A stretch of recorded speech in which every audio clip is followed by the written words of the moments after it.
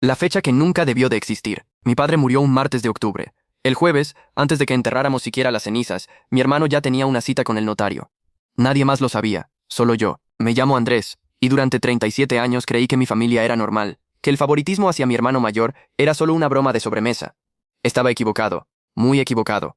Porque un documento firmado 2 años antes de la muerte de mi padre me demostró algo que todavía me quita el sueño. Somos 3 hermanos: Sebastián, el mayor; yo, el del medio; Claudia, la menor. Sebastián siempre fue el favorito, el que estudió lo que mi padre quería, el que nunca lo contradijo. El hijo perfecto, le decían en la familia, medio en broma, medio en serio. Yo me reía también.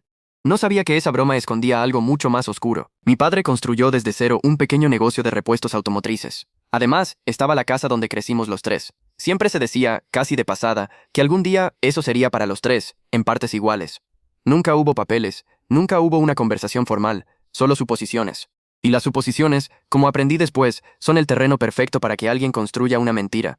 Ahora presta atención a esto, porque aquí empieza todo. Un año antes de que mi padre muriera, Sebastián comenzó a acompañarlo a trámites del negocio, con una frecuencia que antes jamás tuvo. Nadie preguntó por qué, yo tampoco. Mi padre, en sus últimos meses, hablaba cada vez menos conmigo del negocio.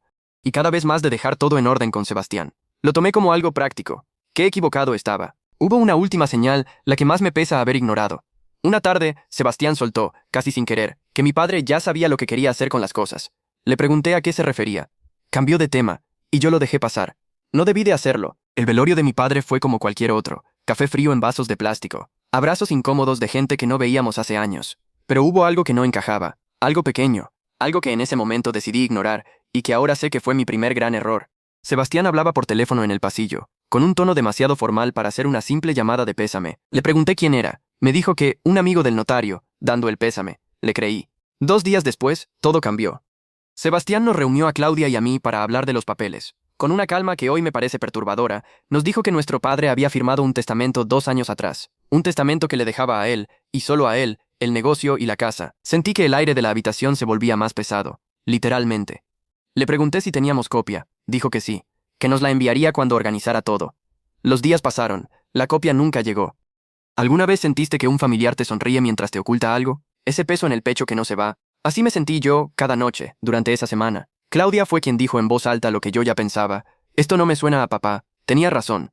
Nuestro padre, con todos sus defectos, jamás nos habría dejado fuera de una decisión así sin avisarnos. Algo no cuadraba, y en el fondo, los tres lo sabíamos, aunque solo uno de nosotros fingía no saberlo. Faltaba menos de una semana para la lectura oficial del testamento, y lo que descubrí en esos últimos días cambiaría todo para siempre. Decidí pedir, por mi cuenta, una copia directa en la notaría. Tenía derecho, como heredero. El notario, que conocía a mi padre desde hacía años, me la entregó sin problema. La leí en el auto, solo, en un estacionamiento vacío, con las manos temblando sobre el papel. Y no fue la repartición de bienes lo que me heló la sangre, fue una fecha. El testamento estaba firmado apenas 3 semanas después de que a mi padre le diagnosticaran un deterioro cognitivo leve, algo que Sebastián sabía perfectamente, porque fue él quien lo acompañó a esa consulta médica, un dato que jamás compartió con Claudia, ni conmigo. Espera, porque esto se pone peor. Empecé a recordar cosas que llevaba meses ignorando. Mi padre confundiendo fechas, repitiendo historias, olvidando nombres de vecinos que conocía de toda la vida. Y recordé, con un nudo en el estómago, que cada vez que alguien lo notaba distraído, Sebastián insistía en que estaba perfectamente bien. ¿Casualidad? ¿Yo tampoco lo creí? Necesitaba algo más sólido que una sospecha, así que hice algo que nunca imaginé que tendría que hacer. Contacté al médico de mi padre. Con el permiso correspondiente, conseguí una copia del historial clínico. La fecha del diagnóstico coincidía casi exactamente con la fecha en que Sebastián empezó a acompañarlo a esos trámites. No era casualidad, era un patrón.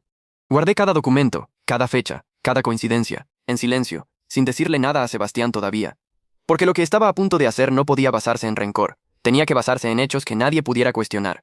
Faltaban 3 días para la lectura oficial del testamento. Y yo ya sabía exactamente lo que iba a hacer con esos 3 días. El día de la lectura llegó, misma notaría, misma mesa. Pero esta vez, yo tenía algo que Sebastián no esperaba. Pedí hablar antes de firmar nada. No levanté la voz, no lo señalé con el dedo. Solo puse 2 papeles sobre la mesa, la fecha del testamento, y la fecha del diagnóstico médico de mi padre, con firma y sello del médico tratante. El notario, con décadas de oficio encima, los miró en silencio, un silencio que se sintió eterno.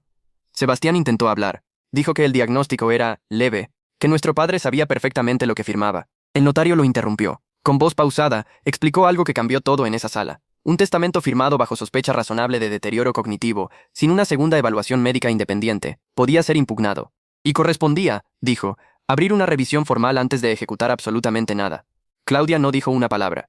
Solo miraba a Sebastián, esperando que dijera algo, lo que fuera, algo que explicara lo inexplicable. Él no dijo nada. Se quedó mirando la mesa, manos entrelazadas, y ese silencio confirmó más que cualquier confesión que hubiera podido dar. No necesité gritar, no necesité recordarle lo que había hecho. Solo necesité 2 fechas, una junto a la otra, sobre una mesa de madera, haciendo el trabajo que la honestidad debió haber hecho 2 años atrás. El proceso legal duró varios meses. Al final, un juez determinó que el testamento debía revisarse. Sin una segunda evaluación médica al momento de la firma, la herencia se repartió conforme a la ley, en partes iguales, entre los 3 hermanos. Sebastián se quedó con su parte del negocio, la que legítimamente le correspondía, ni un peso más. Pero aquí viene lo que nadie te cuenta en estas historias. Ganar el proceso no se sintió como una victoria. Hoy, Sebastián y yo apenas nos hablamos, nos vemos en fechas obligadas, con una distancia que antes no existía. No fue el dinero lo que rompió esa relación. Fue descubrir que, mientras nuestro padre perdía pedazos de sí mismo, alguien decidió que eso era una oportunidad, no una tragedia familiar. Y esa es la parte que todavía, hoy, me cuesta digerir. Hoy en día estoy feliz con mi parte del negocio, pero me duele haber perdido a mi hermano.